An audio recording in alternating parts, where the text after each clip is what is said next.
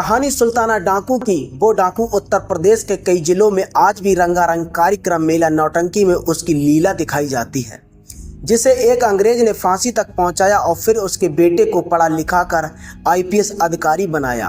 तो शुरू करते हैं सुल्ताना डाकू के जीवन की कहानी। उसने कितने लोगों की जान ली और कितने लोगों की जिंदगी संवार दी। सन लगभग 120 साल पुरानी कहानी आज भी लोगों के दिलों में किस्सा कहानी के रूप में उभर के आती है। कहानी उत्तर प्रदेश के उरई में सिपाही की हत्या करने वाले अपराधी का एनकाउंटर जिस पुलिस ने किया, उसी पुलिस ने उस अपराधी की बेटी की शादी धूमधाम से करवाई। इस घटना से डाकू सुल्ताना की कहानी ताजा हो गई। आइए जानते हैं कौन था डाकू सुल्ताना और कैसे बना। अपराधी अंग्रेजों के दौर में 1901 में उत्तर प्रदेश के मुरादाबाद में सुल्तान सिंह का जन्म हुआ, जिसे आम जनता रॉबिन हुड कहा करती थी। वो डाकू सुल्ताना भले ही अपने इस नाम से फेमस हुआ, लेकिन उसका नाम सुल्तान सिंह था। हालांकि उसके धर्म को लेकर भी अलग अलग बातें कही गई। कुछ ने उसे मुस्लिम बताया तो कुछ लोग और मानते थे कि वो हिंदू धर्म से ताल्लुकात रखता था। कहा जाता है कि अंग्रेजों के दौर में 1901 में उत्तर प्रदेश के मुरादाबाद में जन्मे सुल्ताना ने बचपन से भेदभाव देखा। बंदूक की नोक पर अंग्रेज हिंदुओं को धर्म बदलने पर मजबूर कर रहे थे। 17 साल की उम्र में उसने देखा अंग्रेजों ने हिंदुओं को ईसाई धर्म अपनाने का दबाव डाला। इस घटना ने सुल्ताना पर गहरा असर डाला और अंग्रेजों से बदला लेने के लिए बंदूक उठा ली। गरीबों का रॉबिन हुड सुल्ताना ने तय कर लिया था कि वो यह सब कैसे रोकेगा।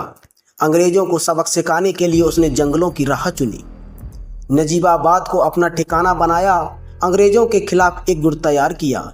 धीरे धीरे उसके गैंग का दायरा बढ़ने लगा। ये गैंग अमीर लोगों को निशाना बनाकर लूटपाट करते थे और उसे गरीबों में बांटते थे। सुल्ताना के निशाने पर वो अमीर लोग होते थे जो अंग्रेजों की मदद करते थे।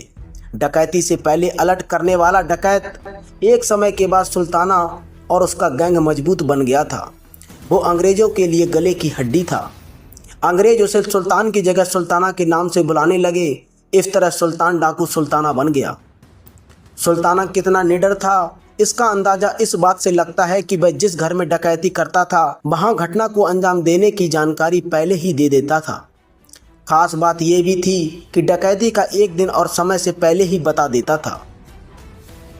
इसके बावजूद पुलिस डकैती नहीं रोक पाती थी। कैसे पकड़ा गया सुल्ताना? अंग्रेजी अफसरों के लिए सुल्ताना को पकड़ना मुश्किल हो रहा था। गिरफ्तारी की तमाम योजनाओं पर जब पानी फिर गया तो इसकी जिम्मेदारी अंग्रेजी अफसर एडवर्ड जिम कॉर्बेट को दी गई। उत्तराखंड के जंगलों के लिए काफ़ी काम करने के कारण उनके नाम पर जिम कॉर्बेट उद्यान का नाम पड़ा। लेकिन जंगलों की जानकारी रखने वाले जिम भी सुल्ताना को नहीं पकड़ पाए। अंग्रेजों ने योजना बनाई। 300 जवानों 50 घुड़सवारों की सेना तैयार की गई। इसकी कमान दी गई ब्रिटिश पुलिस अफसर फ्रेंडी को। गिरफ्तारी की कोशिश शुरू हुई, लेकिन फ्रेंडी भी उसे पकड़ने में नाकामयाब साबित हो रहे थे। इसी दौरान एक बार सुल्ताना और फ्रेंडी का आमना सामना हुआ, लेकिन सुल्ताना भारी पड़ा और उसने फ्रेंडी की जान बख्श दी। हालांकि एक दिन ऐसा भी आया जब फ्रेंडी को सफलता हाथ लगी। सुल्ताना गैंग के कुछ लोगों ने मुखबरी करते हुए फ्रेंडी को जानकारी दी और 23 जून 1923 को जंगल में छिपे बैठे सुल्ताना को गिरफ्तार कर लिया गया। फिर उसके बाद उसको फांसी की सज़ा सुनाई गई। फांसी की पहली रात जब फ्रेंडी और सुल्ताना 7 जुलाई 1924 को मिले, उसे फांसी दी गई। हालांकि फ्रेंडी ने सुल्ताना को फांसी न देने की मांग भी की, लेकिन उसे स्वीकार नहीं किया गया। फांसी से पहले एक रात फ्रेंडी सुल्ताना से मिलने पहुंचे। सुल्ताना ने कहा कि मेरा एक बेटा है, मैं चाहता हूं कि उसे एक इज्जतदार इंसान की तरह जिंदगी मिले, वो सम्मान के साथ सिर उठाकर जिए।